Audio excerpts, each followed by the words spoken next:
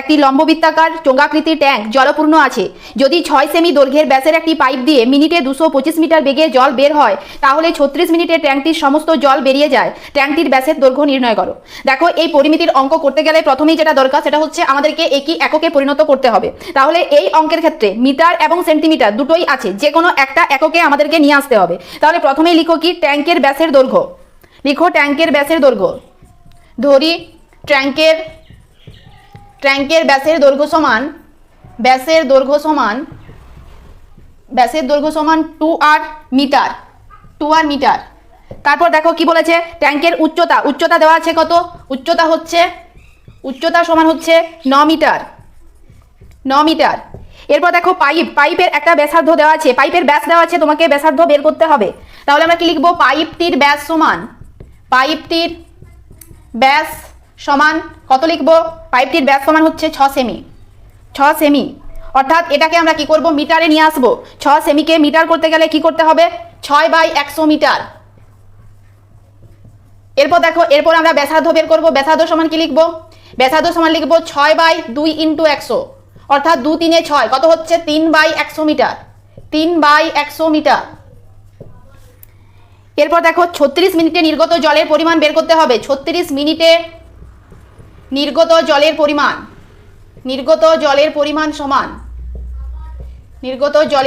সমান কি লিখবে, 36 মিনিটে নির্গত জলের পরিমাণ সমান যেটা হচ্ছে, তুমি কি লিখবে, এর আয়তন বের করো, πr²h, মানে পাই লিখো, আর এর জায়গায় লিখো 3/100 তার হোল স্কয়ার, ইন্টু এইচ এর জায়গায় লিখো 225, আর মিনিট কত, সময় হচ্ছে 36 × 36, এই টোটালটা সমান লিখো এত ঘন মিটার।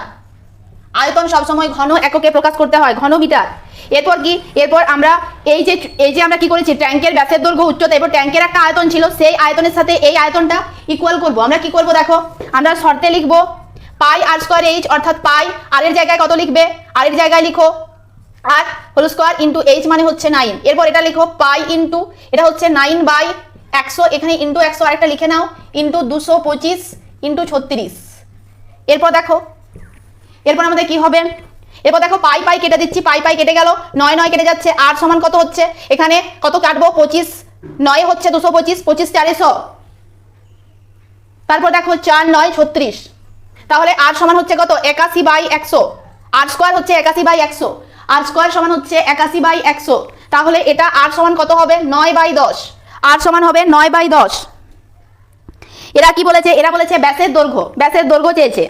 তাহলে ব্যাস সমান আমরা কি লিখতে পারি, দেখো উপরে লিখছি, ব্যাস সমান আমরা লিখতে পারি কত, 2r, অর্থাৎ 2 × 9/10, মানে কত হচ্ছে 18/10, মানে কত 1.8 মিটার। ট্যাঙ্কটির ব্যাসের দৈর্ঘ্য 1.8 মিটার, বা সেন্টিমিটারে থাকলে বলবে 180 সেমি। এরপর দেখো ফ্রেন্ডস, 12 দাগের যে অঙ্কটা রয়েছে, সমান ঘনত্বের একটি লম্ববৃত্তাকার কাঠের গুড়ির বক্রতলের ক্ষেত্রফল 440 বর্গ ডেসিমিটার, 1 ঘন ডেসিমি কাঠের ওজন 1.5 কিগ্রা এবং গুড়িটির ওজন 9.24 কুইন্টাল হলে গুড়িটির ব্যাসের দৈর্ঘ্য ও উচ্চতা নির্ণয় করো। তাহলে প্রথমেই তোমরা যেটা করবে, গুড়ির ব্যাসের দৈর্ঘ্য বের করো, গুড়ির ব্যাসের দৈর্ঘ্য নির্ণয় করো, সেখান থেকে উচ্চতা। দেখো প্রথমে আমরা লিখবো, ধরি গুড়ির ব্যাসের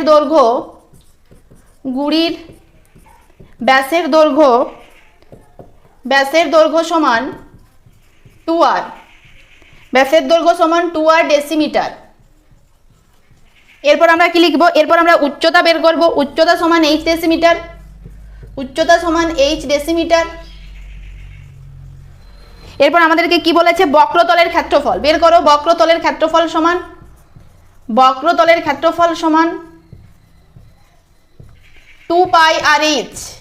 2πrh বর্গ ডেসিমিটার। একক কিন্তু উল্লেখ করতেই হবে, বর্গ ডেসিমিটার মানে কি হবে, শর্তে 2πrh সমান হচ্ছে 400, কত দেওয়া আছে, 440। এরপর দেখো এটাকে আমরা 1 নম্বর সমীকরণ হিসাবে লিখলাম। এরপর ওরা কি বলেছে, 1 ঘন ডেসিমি কাঠের ওজন 1.5 কিগ্রা, তাহলে গুড়িটির ওজন 9.24 কুইন্টাল হলে গুড়ির ব্যাসের দৈর্ঘ্য এবং উচ্চতা। এরপর দেখো ওরা আয়তন দিয়েছে, মানে πr²h সমান বলেছে কত, 9.24/1.5 × 100, এখানে কুইন্টাল করেছে, সেটাকে আমরা কেজিতে পরিণত করছি। কেজি মানে হচ্ছে কত, 100 দিয়ে গুণ করতে হয়, কেজি মানে হচ্ছে 100 দিয়ে গুণ করো, তাহলে হচ্ছে 924/1.5 এটাকে আমরা কি করব 924, এখানে একটা ইন্টু 10 লিখো, বাই 15 করো, কেটে নাও, কাটাকাটি করে নাও, 5 3 15, 5 2 10, 3 দিয়ে কাটো, 3 3 9, 3 8 24, এটা গুণ করলে কত আসছে 616। এটা হচ্ছে আমাদের 2 নম্বর সমীকরণ। দেখো এই জায়গা থেকে আমাদেরকে আর এবং এইচ এর মান বের করতে হবে। আমরা কিভাবে করব? আমাদের ম্যান কথা হচ্ছে আর এবং এইচ বের করতে হবে। আমরা কি করব 2/1 করে পাই, যেহেতু এই মানটা বড় বেরিয়েছে 616 440 এর থেকে বেশি, তাই আমরা কি করব 2/1 করে পাই, 2/1 করে পাই। কি লিখবো? দেখো pi R square H by 2 pi R H সমান হচ্ছে কত? সমান হচ্ছে দেখো 616/440। ক্যালকুলেশনের জায়গাটা ভালোভাবে লক্ষ্য করো, পাই পাই কাটলাম, এইচ এইচ কাটলাম, একটা আর পড়ে থাকলো, মানে এখানে কত হচ্ছে r/2 সমান কি লিখতে পারি 616 আর 440 কত দিয়ে কাটবে বলো? 11 দিয়ে কাটবে। 11 5 55, 11 6 66, 11 4 44, 40 হলো। এরপর দেখো এরপর কত হচ্ছে দেখো, এখানে তুমি কাটতে পারো, এটা হচ্ছে 28, এটা হচ্ছে 20, আরো কাটো, এটা 14, এটা 10, আবার কাটো, 2 7 14, 2 5 10, এটা হচ্ছে 7/5। পরের লাইনে আমরা কি লিখতে পারি? আর সমান কি লিখবো? আর সমান লিখবো 14/5।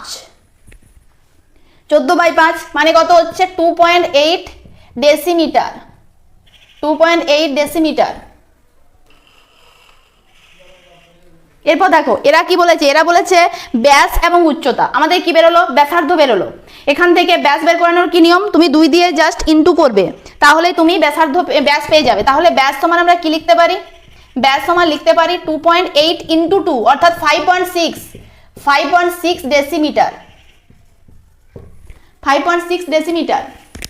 এরপর দেখো আমরা কি করব, এরপর উচ্চতা, উচ্চতার মানটা বের করতে গেলে এই 1 নাম্বার কি 2 নাম্বার সমীকরণে আর এর মানটা পুট করতে হবে।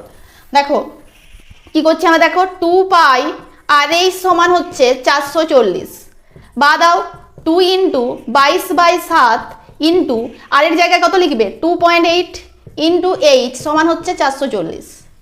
দেখো 7 4 28 0.4।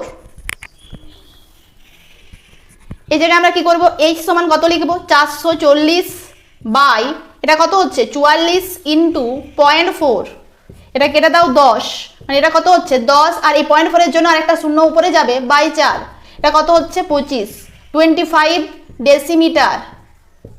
তাহলে ব্যাস বেরোলো 5.6 ডেসিমিটার আর উচ্চতা বেরোলো 25 ডেসিমিটার। দেখো ফ্রেন্ডস, এরপর 13 দাগের যে অঙ্কটা রয়েছে, 2 মুখ খোলা একটি লম্ববৃত্তাকার লোহার পাইপের মুখের বহির্ব্যাসের দৈর্ঘ্য 30 সেমি এবং অন্তর্ব্যাসের দৈর্ঘ্য 26 সেমি এবং পাইপটির দৈর্ঘ্য হচ্ছে 14.7 মিটার। প্রতি বর্গ ডেসিমিতে 2.25 টাকা হিসাবে ওই পাইপটির সমগ্র তলে আলকাতরার প্রলেপ দিতে কত টাকা খরচ হবে? তাহলে আমরা ফার্স্ট কি করব, প্রথমে আমরা যেটা বের করব বহির্ব্যাস। দেখো আমরা বের করব পাইপটির বহির্ব্যাস থেকে বহির্ব্যাসার্ধ। পাইপটির লিখবে পাইপটির বহির্ব্যাস সমান কি লিখব, বহির্ব্যাস ব্র্যাকেটে লিখো 2r সমান লিখো 30 সেমি। তারপর দেখো অন্তর্ব্যাস বহির্ব্যাসার্ধ লিখো, এরপর এই জায়গা থেকে বহির্ব্যাসার্ধ বের করো। বহির্ব্যাসার্ধ r সমান 15 সেমি, 2 দিয়ে ভাগ হলো। এরপর দেখো অন্তর্ব্যাসার্ধ, অন্তর্ব্যাস লিখো, অন্তর্ব্যাস সমান হচ্ছে কত? অন্তর্ব্যাস সমান হচ্ছে তোমার 26 সেমি। এখানে ব্র্যাকেটে 2r লিখে দাও, স্মল লেটার 2r লিখে দাও। তারপর দেখো ব্যাসার্ধ লিখো, অন্তর্ব্যাসার্ধ সেমি। আর কি বলেছে আমাদের? আর বলেছে দেখো এখানে পাইপটির দৈর্ঘ্য বলেছে, পাইপটির দৈর্ঘ্য সমান এই সমান লিখবে 14.7 মিটার সমান কত 1470 সেমি। পুরোটাকে আমরা সেন্টিমিটারে কনভার্ট করলাম, কারণ একই এককে নিয়ে আসতে হবে।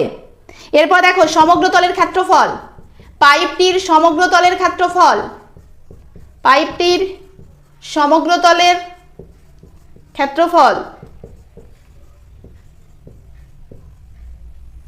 সমান কি লিখবো 2 pi r plus capital R plus small R into R minus small R plus H.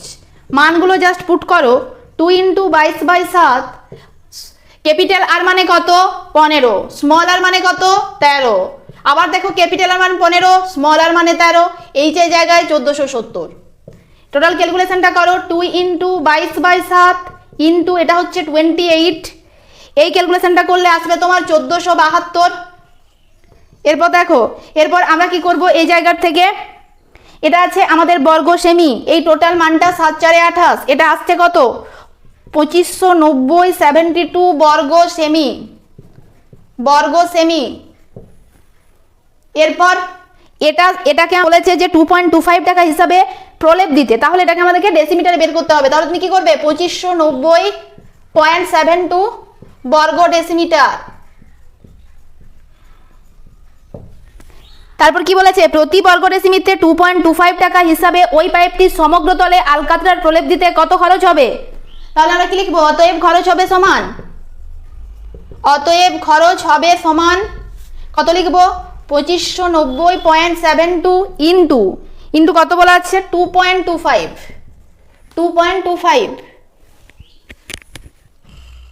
এই মানটা আমাদের কত আসবে বলো, এই গুণটা করলে আসছে 5829.12 টাকা।